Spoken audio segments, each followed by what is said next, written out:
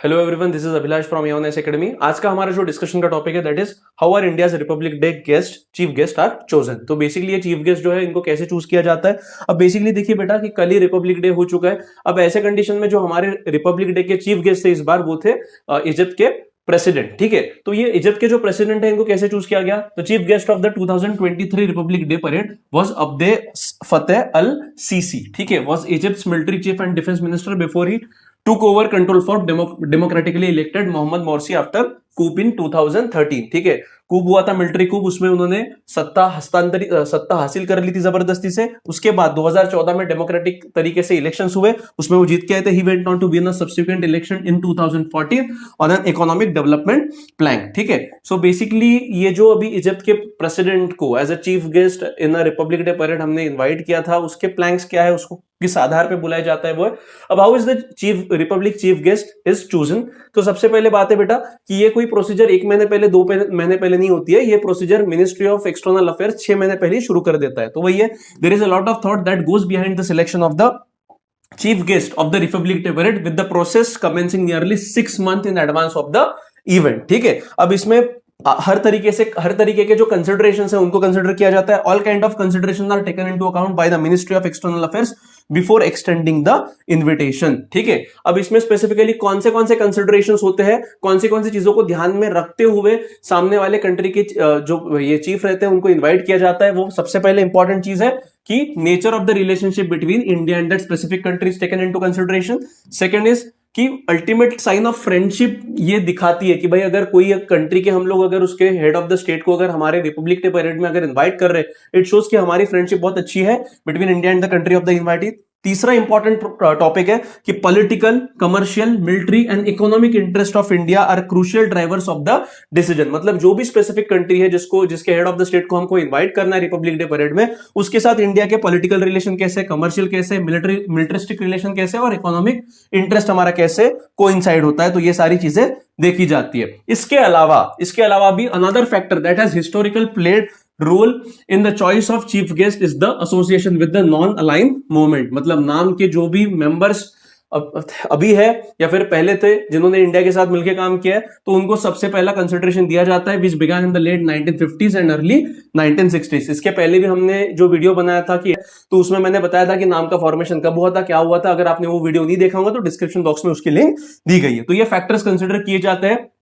अब उसके बाद why is being the chief guest at India's Republic day parade such a great honour. ठीक है, मतलब इतना बड़ा ये सम्मान क्यों होता है। तो सबसे पहले कि इंडिया का अगर आप रिपब्लिक डे परेड देखो तो it is one of the grand event. पूरे साल भर में अगर इंडिया रिलेटेड अगर कोई ग्रैंड इवेंट होता है तो रिपब्लिक डे परेड का होता है, जहां पे इंडिया अपना जो मिलिट्री माइट रहता है वो राजपथ पे या फिर कर्तव्य पथ पे वहां पे दिखाता है। तो ऑब्वियस बात है, it is the highest honour that the country accords to a guest in terms of protocol. ये एक प्रकार का फुल ऑफ सिंबोलिज्म का इवेंट होता है। It portrays the chief guest as participating in India's pride and happiness and reflects the friendship between the two people represented by the President of India and the chief guest. ठीक है, उसके बाद this symbolism becomes a powerful tool to forge and renew ties between India and the nation of the invitee। जैसे अभी India और Egypt की अगर बात करते हैं तो इंडिया और इजिप्ट के रिलेशन तो पहले से ही अच्छे थे, बट उनको एक ट्रैक्शन देने के लिए या फिर एक स्पीड गति देने के लिए शायद से ये जो इन्वाइट अभी उनके प्रेसिडेंट को हमने किया है अब्दे फतेह अल सीसी को,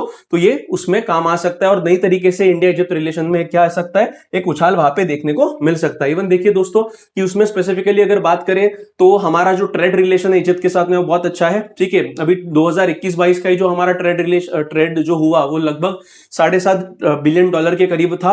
मतलब ये दिन ब दिन बढ़ते ही जा रहा है। उसके अलावा भी डिफेंस कोऑपरेशन भी बहुत ज्यादा एक्सटेंड हो रहा है। इंडिया आने वाले समय में इजिप्ट को कुछ चीजें जो मेक इन इंडिया वाली डिफेंस इक्विपमेंट है उनको एक्सपोर्ट भी कर सकता है। ठीक है, उसके बाद आते हैं what happens after the MEA has zeroed in on its guest. अब बेसिकली क्या कि MEA ministry of External affairs ये डिसाइड करता है कि किसको बुलाना है, क्या बुलाना है, ये पूरी लिस्ट बनाते हैं। ऐसी बात नहीं है कि भाई सिर्फ इजिप्ट के प्रेसिडेंट को बुलाना है तो उनको ही सिर्फ चुना जाएगा, उसके साथ में बाकी के भी पोटेंशियल कैंडिडेट्स को देखा जाता है।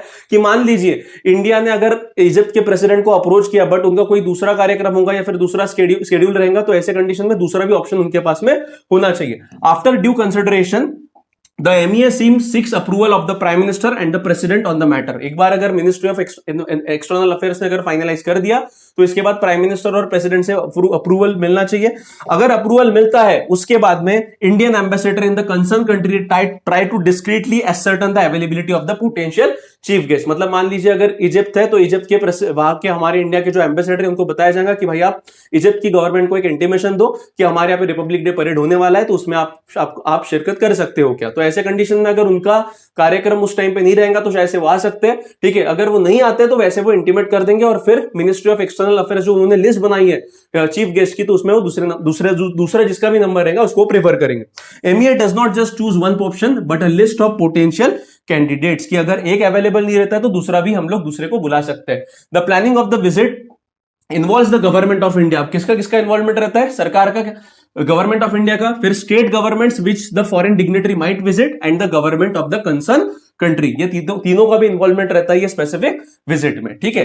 अगर एक बार विजिट फाइनलाइज हो जाती है तो ऐसे कंडीशन में वो स्पेसिफिक जो कंट्री रहता है जिसके चीफ गेस्ट हमारे यहाँ पे आने वाले हैं उनको प्रॉपरली प्रोटोकॉल बताया जाता है कि प्रोग्राम क्या है, क्या नहीं होने वाला है, उसके बाद ये सारी चीजें उनको इंटीमेट की जाती है।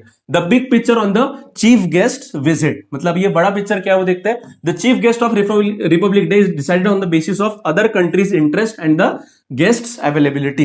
India is mindful that the media party accompanying the guest would be reporting their country on every aspect of the visit. मतलब क्या इंडियन गवर्नमेंट को बखूबी पता है कि जो भी स्पेसिफिक कंट्री के चीफ ऑफ वहां पे हेड ऑफ द स्टेट वहां पे विजिट करेंगे, उनकी मीडिया भी उनके साथ आएंगे, तो ऐसे कंडीशन में दे विल आल्सो शो कि इंडियन डे के रिपब्लिक परेड में हमारे देश के क्या है जो है प्रेसिडेंट है वो वहां पे शिरकत कर रहे हैं। तो ऐसे कंडीशन में मीडिया का प्रेजेंटेशन भी अच्छे से होना चाहिए। अगर हम लोग वो स्पेसिफिक चीफ गेस्ट को अगर अच्छे से ट्रीट करेंगे, प्रॉपर ऑनर देंगे, तो ऐसे कंडीशन में वो कंट्री में हमारे इंडिया के प्रति जो इमेज है वो भी अच्छी होंगी। To foster and further grow good relation it is necessary that the guest nation perceives the visit as having been successful and that their head of state has been shown all courtesies and given due honor। मतलब ऐसा दर्शाना होना चाहिए, इसीलिए इसको बोला जाता है it is highly symbolic event, ठीक है। तो ये सब चीजें अगर होती है बेटा तो इस तरीके से जो हमारे रिपब्लिक डे परेड होती है उसमें चीफ गेस्ट को चूज किया जाता है and this is all it is done. अगर आपको ये पीडीएफ डाउनलोड करना है तो डिस्क्रिप्शन में हमारा टेलीग्राम चैनल का लिंक दिया है, वहां से आप ये डाउनलोड कर सकते हैं। सो दोस्तों अगर आपको वीडियो पसंद आए तो लाइक कीजिए, शेयर कीजिए और चैनल को सब्सक्राइब करना मत भूलिए। Thank you very much.